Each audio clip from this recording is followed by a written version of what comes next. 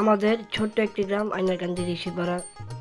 তো গ্রামে যাই না প্রায় 10 বছর চলে। তো বন্ধুদের নিয়ে দিঘির পাড় থেকে আইনারকান্দি যেতে সময় লাগে 30 মিনিট। তো আমরা হেঁটেই চলে গিয়েছিলাম আইনারকান্দি ঋষিপাড়ার উদ্দেশ্যে।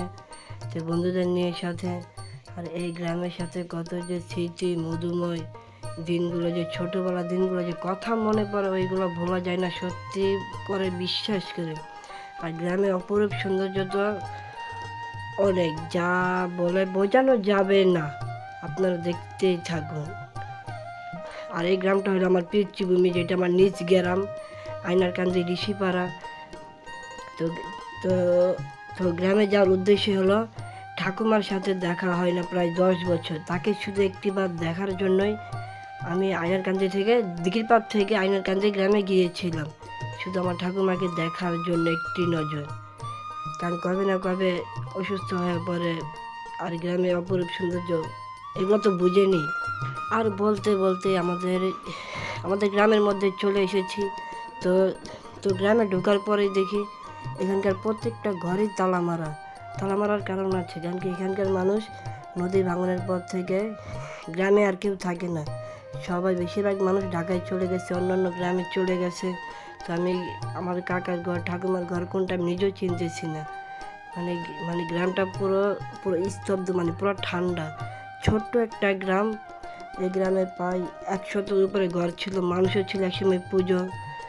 একসময় প্রচুর মানুষ ছিল এই গ্রামে। আর এই গ্রামে প্রায় প্রায় অনেক মানুষ ছিল, সেটা আমি সঠিক জানি না।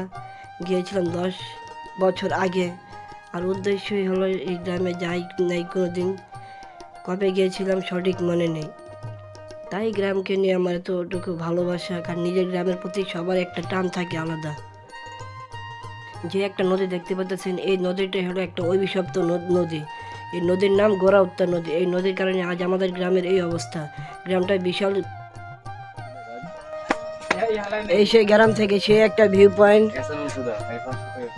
আমাদের গ্রামের ছোট্ট একটি মন্দির, শ্রী শ্রী রক্ষাকালী মন্দির। এখানে আগে দুর্গা পুজো হতো, শ্যামাকালী পুজো হতো, বাৎসরিক রক্ষাকালী পুজো হতো, একনামা কীর্তন হতো। কিন্তু সময়ের পরিবর্তনে এখন আর কোনোটাই হয় না।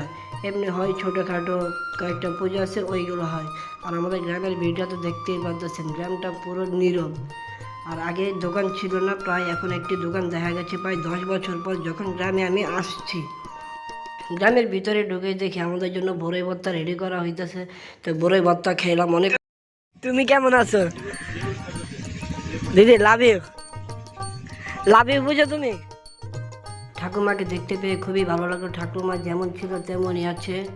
তার বুড়ো মানুষ না, আগের কালের মানুষ না, অনেক কিছু খাইছে, এই জন্য এখনও শরীরে আগের মতো শক্তিটা আছে। আর বলতে বলতে প্রায় আমরা ভিডিও শেষ পর্যায়ে চলে এসেছি। সবাই ভালো থাকবেন আশা করি। হরে কৃষ্ণ।